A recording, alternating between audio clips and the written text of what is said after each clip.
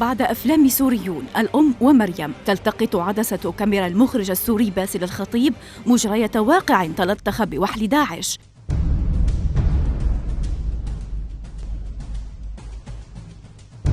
الأب رؤية جديدة لمخرج أراد من خلال أعمال سينمائية سابقة كشف الإرهاب المتستر وراء الفهم الخاطئ للدين.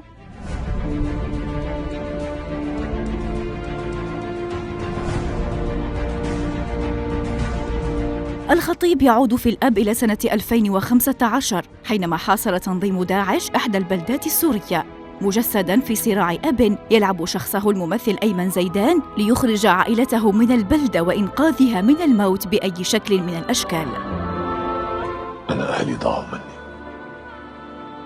أنا أب ما قدر يوفي بوعده لهم.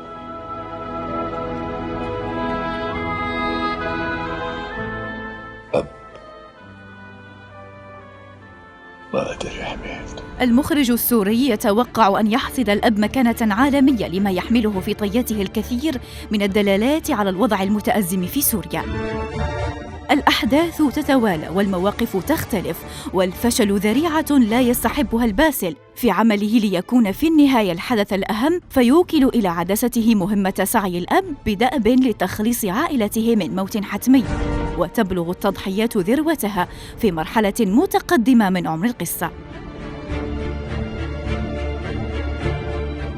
7 سنوات تمر والحرب السورية ما تزال مندلعة، إلا أن كاميرا الخطيب بقيت حريصة على نقل أحداث من تحت الأنقاض، ولم تتوقف عن رصد كل لحظة دمار تمر لبنايات هدمت بمعول يدعى داعش.